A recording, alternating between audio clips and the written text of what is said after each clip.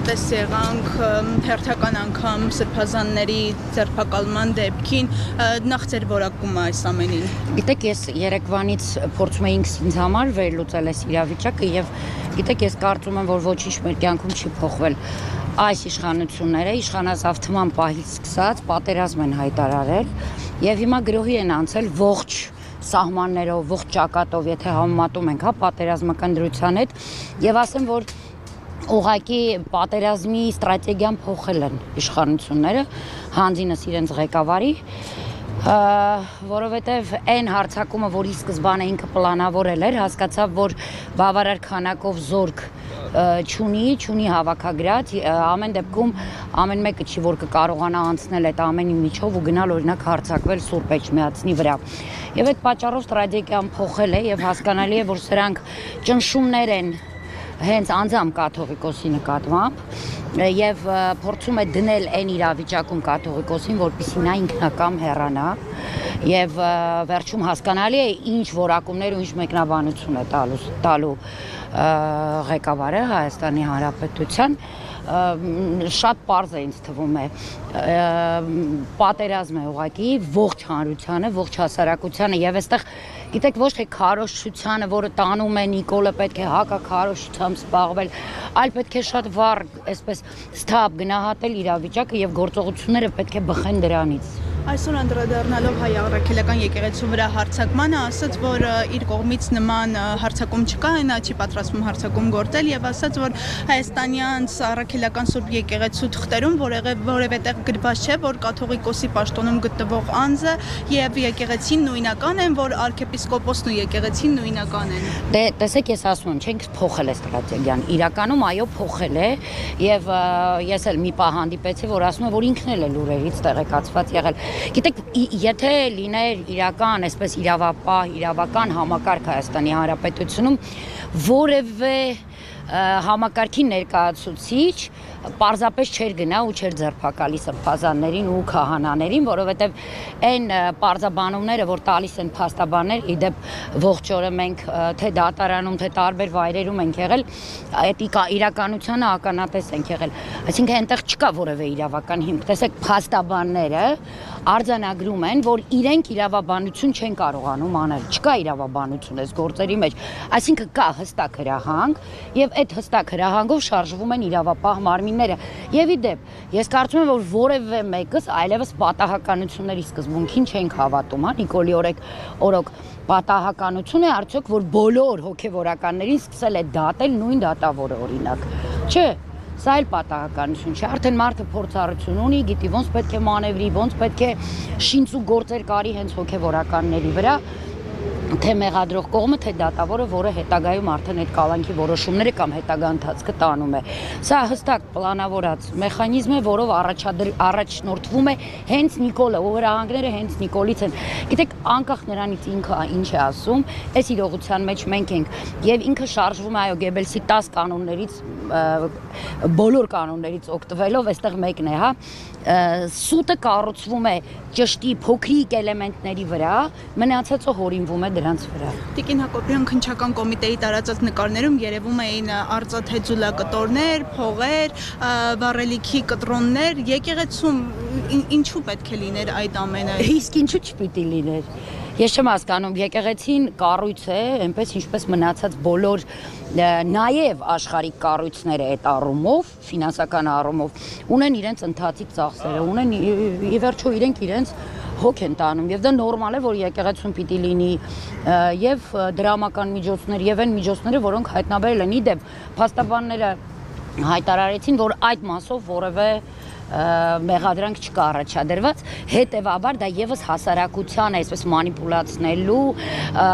մեջը նստացնելու, որ տեսեք ժողովուրդ, հերիք չէր մնացածը ձեզ թալանել են, եկեղեցին էլ հետն է թալանում։ ամեն դեպքում որևէ մեղադրանք այդ առումով չկա առաջադրված։ Նշեցիք, որ չեք հավատում որևէ պատահականություն, արդյոք պատահական եք համարում, որ հոգևորականների ձերբակալությունը համընկավ հենց Սամվել Կարապետյանի կալանքը երկարաձգելու օրվա հետ։ Գիտեք, Նիկոլի օրոք ոչ մի բան պատահական չի։ Ես ասեմ նաև այդ համընկնումները ինչու են տեղի ունենում։ Մենք իրականում հասարակության այն հատվածը, ով հաշ չէ իրավիճակի հետ, ով որևէ կերպ չի համակերպվում, ես իմ անձի վրա եմ վերցնում։ Ես երեկվանից անկեղծ եմ ասում, ես չգիտեի որ ուղղությամբ պետք է վազել։ Արդյոք հնարավոր է մարդու մարմինը կիսել, որ բոլոր տեղերում լինի։ Այսինքն ինքը նաև սրանով ջլատում է մեզ, թուլացնում է, պառակտում է։ Տեսեք, ինքը իր ողջ ուժերը մոբիլիզացրած ինչ էր կատարվում երեք։ Համատարած լսում ենք Հայաստանում սպանությունների մասին, բայց 54 քննիչ լծված էին կամ ԱԱԾ բոլոր աշխատակիցները լծված էին եկեղեցու դեմ արշավին, հա։ Եվ մենք ոչ ոք չէինք իմանում, որ ուղղությամբ, որ դատարան պիտի գնանք, արդյոք պիտի գնանք Սամվել Կարապետյանի դատին, արդյոք պիտի գնանք Տեր Գարեգինի դատին, արդյոք մյուսի Սրբազանի, եւ արդյունքում ամենտեղ հավաքվում էր մի քանի հոգի մարդ։ Հասկանում եք, սրանք պատահականություններ չեն եւ նաեւ այն ինֆորմացիան, որ մենք քանի ժամ շարունակ չէինք կարողանում իմանալ նաեւ մարդիկ ով որտեղ է, նաեւ դրանով էր պայմանավորված, որպեսզի հասարակությունը եւս չկողնորոշվի եւ ուժերի մոբիլիզացիա այդ առումով տեղի չունենա։ Այո, սրանք պատահականություններ չեն որևէ կերպ։ Տիկին Հակոբյան, ինչ քայլեր պետք է ձեռնարկվի հետագա եկեղեցու դեմ հարձակումները կանխելու համար։ Գիտեք, մենք մեր մոլորությունը նրա մեջ է եւ Նիկոլի հենց հաղթանակը կանում է նրանում, որ մենք դետալների մեջ ենք ամեն ինչ փնտրում։ Հասկանալի է, որ եկեղեցու դեմ հարձակումը դա մեր ինքնության, մեր մեջքը կոտրելու, մեր ամենագլխավոր հենասյունը մեր մեջքից կամ տակից տանելու համար է արվում։ Բայց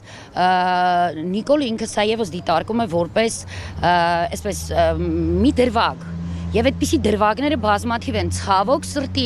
Արցախի կեղեքումը հանձնումը սպանումը Արցախի իրականում էլի Նիկոլի համար դրվագներից մեկն էր, հա, այն ինչ որ պիտի հետագայում դեռևս տեղի ունենա եւ մենք դրվագ փորձում ենք պայքարել, չկա դրվագ պայքարելու, մենք չպիտի դիտարկենք Արցախի համար պայքարը առանձին, չգիտեմ սոցիալական վիճակի համար առանձին, անվտանգության համար առանձին, եկեղեցու համար առանձին չպիտի լինի այդպես, պիտի լինի համախմբվածություն, ով որ ուղղության հետ հաշ չի, պիտի համախմբվեն միտեղ եւ ի վերջո քշեն այս իշխանություններին։ Մինչեւ չքշենք եւ եկեղեցու դեմ է հարձակում լինելու եւ Հայաստանի սուվերեն տարածքներից են հանձնվելու եւ մեր անվտանգությունն է խաթարված լինելու եւ մեր սոցիալական վիճակն է գնալով ծանրանալու, չի կարգավորվելու որևէ ոլորտ այս առումով։ Տիկին Հակոբյան, 3 դատարանը եւս 30 օրով երկարաձգեց Սամվել Կարապետյանի կալանքը, դրանից առաջ տեսանք, որ Միքայել Սրբազանին 2 տարով ազատազրկեցին, հիմա այս դատական process-ի հետ կապված մենք կարող ենք այս իշխանությունից սպասել արդար դատաքննություն։ Ոչ, չկա Հայաստանում արդարադատություն։ Չկա, ընդհանրապես գոյություն չունի եւ ես նախորդ անգամ, երբ իմ գործընկերոջը Դավիթ Գալստյանին տնային կալանք, հա, խափանման միջոցը փոխեցին, բոլորը ուրախացել էին, ուրախ ենք, տանն է Դավիթ, ավելի լավ պայմաններում է, քան բանտում, բայց դա արդարություն չէ, դա արդարադատություն չէ եւ նույնիսկ եթե բոլոր դրվագներով նույն Սամվել Կարապետյանին, Միքայել Սրբազանին, Բագրատ Սրբազանին եւ մեր մնացած, հա, ընկերներին, մնացյալ 17 կալանավորվածներին եւ մնացած բոլոր քաղբանտարկյալներին արդարացնեն, դա եւս արդարադատություն չէ։ Հակառակը իրենք պիտի ներողություն խնդրեն եւ հակառակը հատուցում տան նաև այդ մարդկանց այդքան բաների միջով անցնելու համար։ Հակառակ դեպքում ինչ արդարադատության մասն է, այն ինչը որ մենք հիմա ականատես ենք լինում, դա տերոր է սեփական ժողովրդի նկատմամբ, դա անարգանք է սեփական ժողովրդի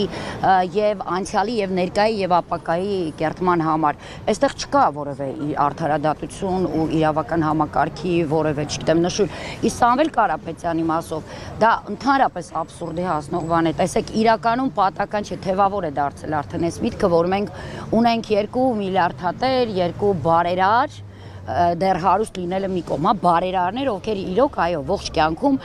փորձել են օգտակար լինել իրենց ժողովրդին, մեկը Ռուբեն Վարդանյանն է այսօր Բաքվի բանտում, նրան դատում է Ալիևը, Սամվել Կարապետյանն է Հայաստանի բանտում, նրան դատում է Նիկոլ Փաշինյանը, եւ երկուսի պարագայում էլ դատում են միայն այն բանի համար, որ իրենք ուղղակի անտարբեր չեն անցնում հայ ժողովրդի կողքով, հայրենիքի կողքով ու ընդհանրապես իրենց համար հայկականությունը դա կարևոր է։ Մի մոռացեք հետևել մեզ Facebook-ում, ինչպես նաև բաժանորդագրվել մեր YouTube-յան ալիքին։